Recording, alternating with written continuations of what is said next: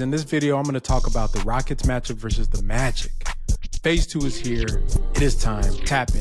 Enjoy. What up, CSGs? This video is brought to you in partnership with our good friend, Andre Munoz. He goes by Andre, and he is a realtor in the Houston area who provides, whether you're trying to buy a home, you're trying to sell a home, you're trying to lease or rent. He does it all. He's a hardcore Rockets fan, a guy that you can trust. You need to hit him up if you're trying to get a home, whether you're buying just a house that you're just trying to find somewhere affordable, or you're trying to live in a luxury lifestyle, or you're trying to get a big house, a little house, and whatever you need. You're trying to lease, buy, Andre can do it for you. I want you guys to hit him up if you are a Chop Shop member, or if you're somebody that watches the Rockets. Let's support each other in this Rockets community. So you can reach him out at andretherealtor@gmail.com. You'll see that in the description of this video. Also, hit up his website if you want to see the best deals for properties around the city of Houston. That's housesforsale-in-Houston-Texas.com. You can also visit his YouTube channel where you can see some of the work that he does. That's at Houston Homes for Sale 1 on YouTube. But shout out to Andre. You guys keep rocking with all our sponsors and our partners and supporters. Keep rocking with the channel. We're going to keep dropping that heat. From me. This is something I know.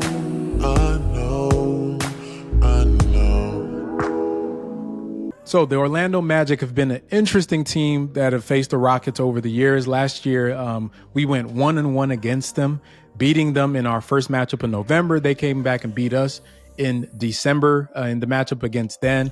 Both games were very good games, and they were close for the most part till one of the teams let the rope go. The first game, the Rockets shot out of the world. I think we shot like 60% from three in that game. That was on the road in Orlando. A great game where we had, great performances from Kevin Porter Jr. I think Jalen Green had a great game as well in that game. Just like I was saying in my previous video, a lot of the times where the Rockets actually win last year was based on some out-of-the-world performance by one of their players or by the team. So shooting 60% from three is definitely not sustainable. And that showed as our shooting went bad in the second game against them, and they beat us here at home in Houston. So coming into this game, if we look at how we fared against them last year in the 22-23 season, we went 1-1 versus the Magic, averaging 122 points per game in the two games. 120.2 offensive rating, 119.7 defensive rating, a 0.5 net rating there. Not great on a defensive rating. 119 is a lot of points to be given up to a team. One thing that the Rockets did against the Magic very well is pass the ball and generate assists because they were hitting shots. 60.9% assist percentage is always great. You also look at the field goal percentage, 49.7 as a team, which is pretty good, but look at that three-pointer. We shot 45% from three versus Orlando last season in the two games that we played them. A lot of that was due to the first game, but even in the second game, we shot pretty good until the third quarter, and I'll talk about that later on. 71% from the line. So offensively, we're able to get off against them. Defensively, they also have some things that they do against us. Now, obviously, we have a new look team, new players, new coach, a new system. Really, the question is, how do we match up against the Magic this year? So I'm going to try to answer that by going over some stats. So check it out. So during the preseason, you can see that, our top offensive play styles from the 5 games we played, and we're looking at theirs as well for the Magic. Both are identical. We are all spot up teams. So that was our top offensive play style, transitions, and pick and roll ball handler. And what I mean by top, that means the most frequent play styles that they use. The only difference is you can see for spot up, which involved a lot of shooting, we were below average per synergy at 0.88 points per possession compared to the Orlando Magic's at 1.03 points per possession, which they rated as good, right? Transition, a below average transition team. We were doing good. I would attribute a lot of that to the starters not playing in a couple of the games, kind of the lineups. I think if you look at what we put up in the first 3 games, we were a top 5 transition teams. I think that's more real than what we saw with a lot of the Spurs game and kind of, how that kind of messed up our numbers there.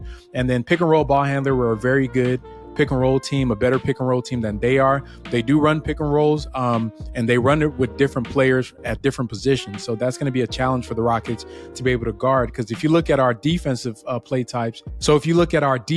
play types against their strengths, so How do we guard spot ups? The Rockets are below average guarding spot ups. So that's a strength for Orlando. If you just remember it on the offensive end, they were a good spot up team. Transitions are excellent. The Rockets finished the preseason with the number one transition defense per synergy. So that's going to be a key part of a young team like Orlando who likes to run and get out in transition.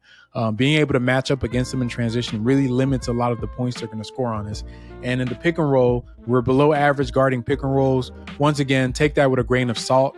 With a lot of our key guys not playing throughout the preseason, for them, they are rated as excellent at 0.87 at guarding the pick and roll. That's the points per possession that they were giving up.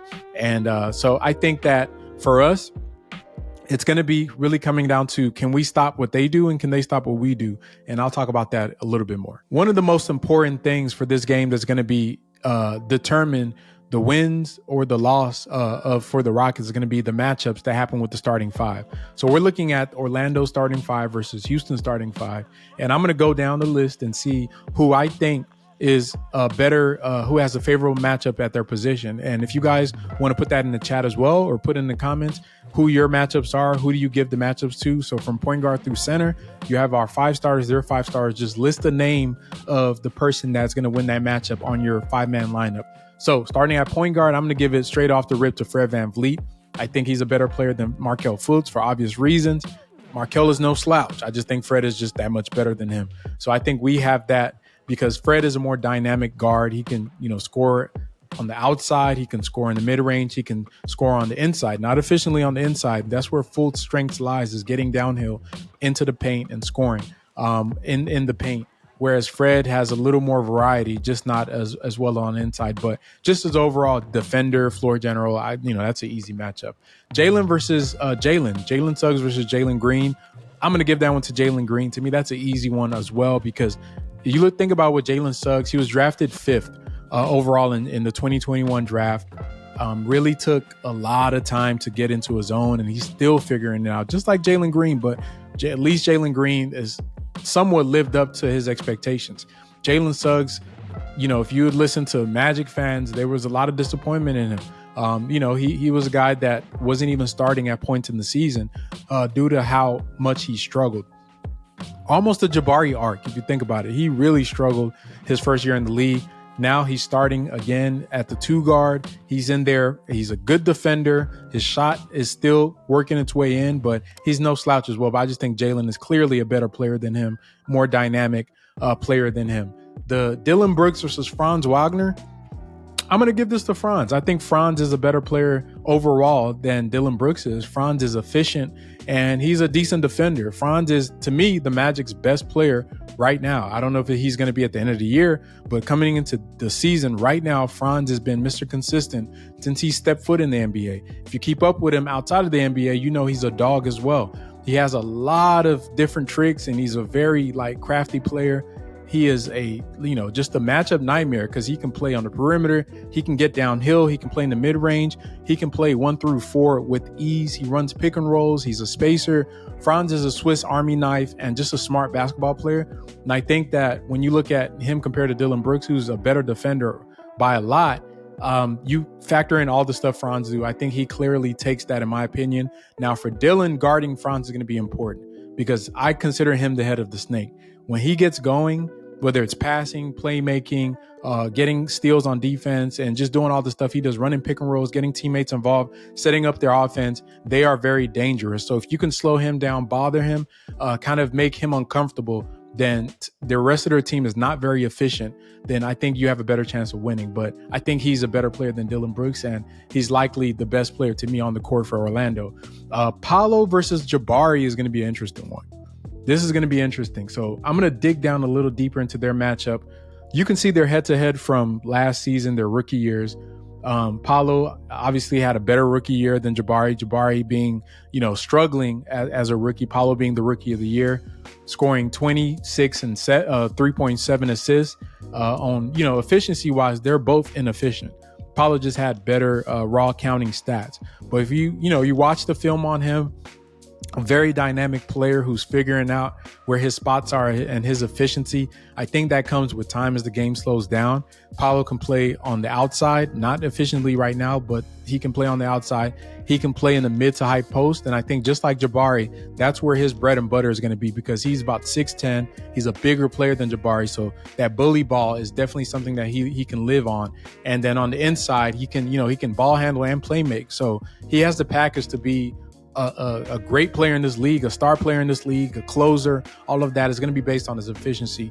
From Jabari, what we've seen in the preseason is more of the same from summer league and from the end of last season, where he's scoring efficiently, he's hitting his 3-pointers, he's getting into the mid to high post and making his shot at a very high clip from there.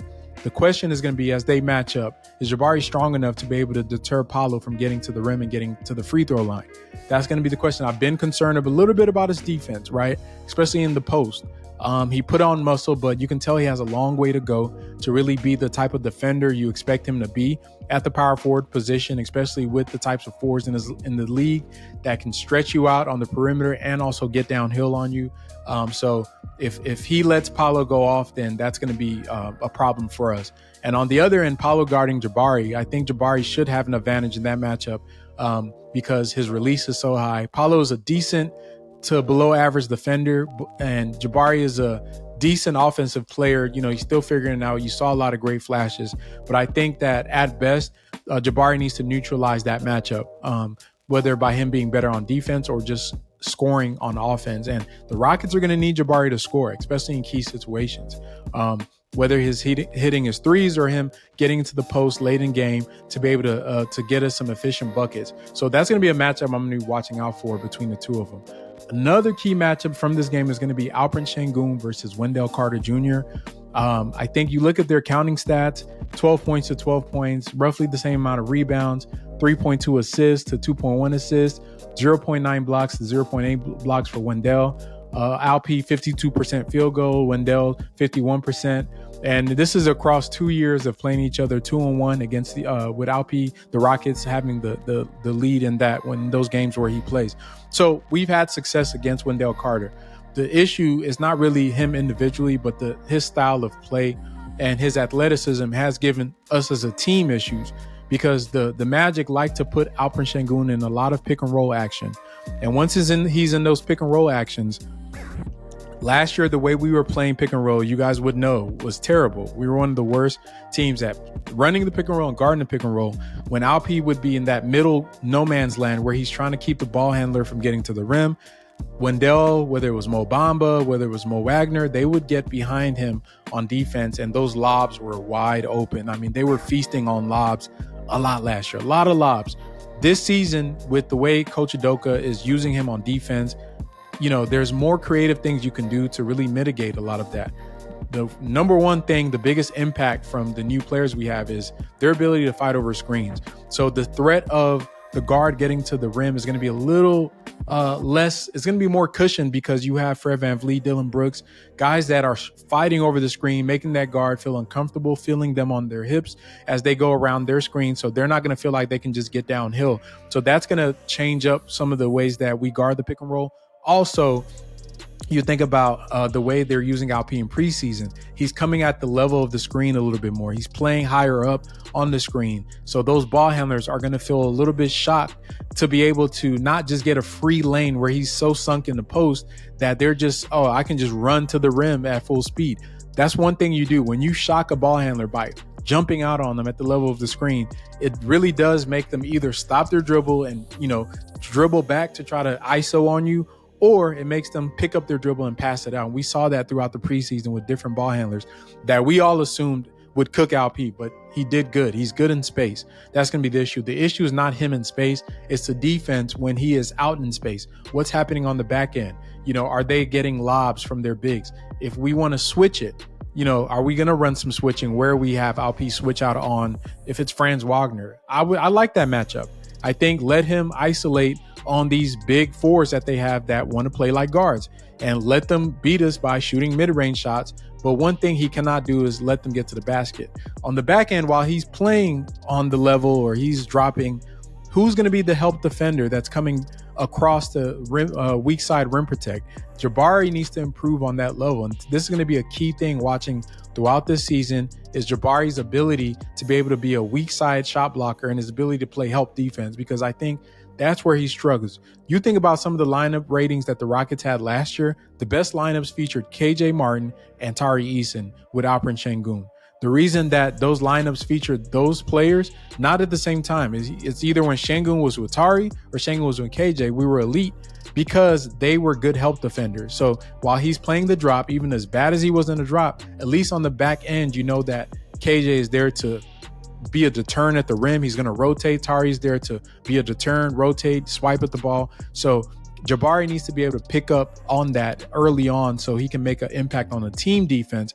And I think that matchup with Carter and Sengun is going to be a little not as bad as it's been, because you cannot give up lobs. And then once you start compensating for those lobs, you got to bring in guys to help by packing the paint. And then now they're dishing out threes. Orlando wants to live on the inside. They don't want to be shooting a bunch of three-pointers, but they will shoot threes. And if they start going in, they're going to hurt you. So that's going to be a key matchup for us, that center matchup. How do they guard the pick and roll? Because that's going to be a thing. Another thing, defensively, and this is in line with the Rockets and their some of their weaknesses that we saw this preseason, notably being shooting, right? When we beat them, we shot like 60% from three. We overall against them last year, 45% from three, generating a lot of good looks. Eric Gordon was still here. Kevin Porter Jr. was still here. So we had guys that could knock down open shots that were threats to shoot from the perimeter. Now with the team that we have now, how do they generate those threes? Because that's going to be a thing. The Orlando, they played a zone in that second game against us that just knocked us out. We didn't know what was up, what was down. We were like keeping up with them, beating them at some point. I think we had a big lead. Early in the third quarter, Coach Mosley switched over to a zone in that December game at home here in Houston, and we looked like we've never played basketball before. Turning the ball, I think there was a stretch, they turned the ball over 3 times in a row. So is that something we're going to see this game? Are they going to go into a zone knowing we can't shoot? I expect it. I expect them to switch it up, give us a zone look, force our hand to be able to prove that we're not a 29% three-point shooting team. And if that's the case, especially with our second unit, what are the Rockets going to do to counter that? Now, we have better, veterans that are able to read the zones, get into the soft spots, get guys in a position to score in the zone. But I think at the end of the day, you got to hit these shots. And that does bring me to a concerning point, which is going to be the bench depth. You look at Orlando's bench. Gary Harris is coming off their bench. They have Joe Ingles coming off their bench. They have Cole Anthony coming off the bench. They have good players coming off their bench.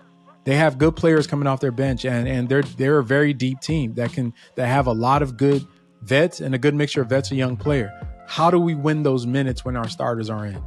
When they're not in, you can see, I know Coach Duka is probably going to stagger Jalen, stagger Fred, always want to keep at least one of those guys on the court. They're going to stagger Alperen Sengun.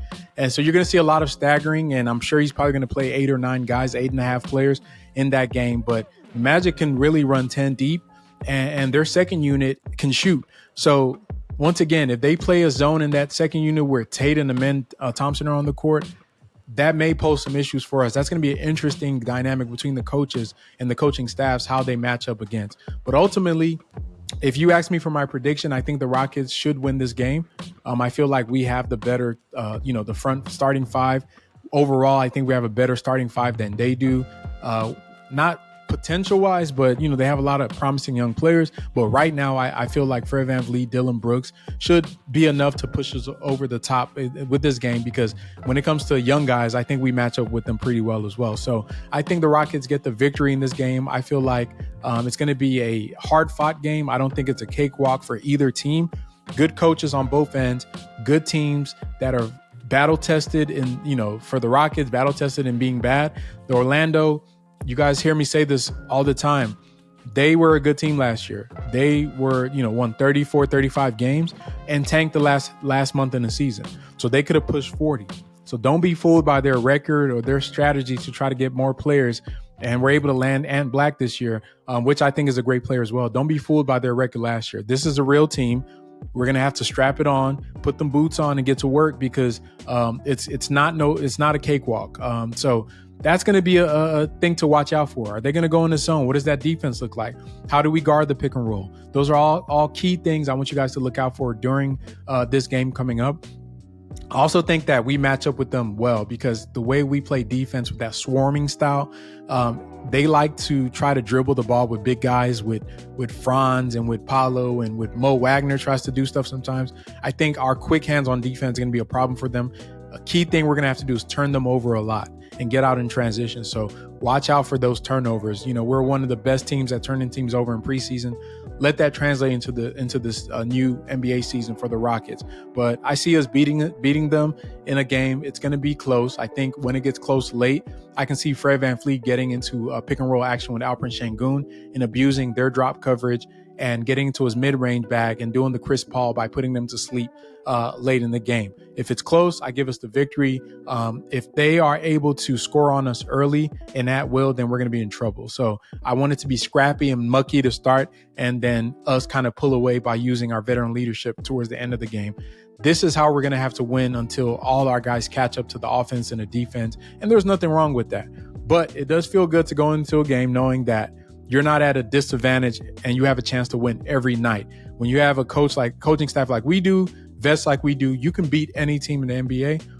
It's going to be a fun one over in Orlando. So I want you guys to let me know two things. Number one, who is going to be your starting five if you were to list them based on the players that are better than each other from each team. So for my starting five, I had Fred VanVleet at the point guard because he beats out Markelle Fultz. I had Jalen Green at the two guard because he beats out Jalen Suggs. I had Franz Wagner beating out Dylan Brooks. I had I'm going to give the nod to Paulo beating out Jabari.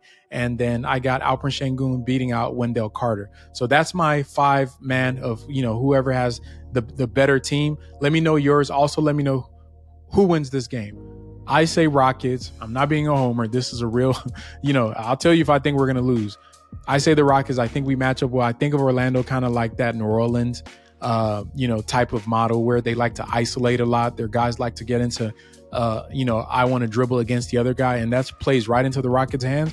I think if they do that, they're going to play into our hands and we're going to turn them over and beat them. I think teams like Miami, like Golden State, like Sacramento, like San Antonio, that run motion offense, that do a lot of off-ball movement, cutting, those are the teams we're going to struggle against mightily, and we'll have to figure that out as the season goes on because San Antonio's here on the second game. But who you got winning? I got the Rockets. Let me know in the chat and in the comments. And if you're listening to the podcast this late into it, then go ahead and hit the like button. And if you are new to the channel, hit the subscribe button. Keep rocking with the Chop Shop as we start off this new season, and we're going to keep dropping that fire.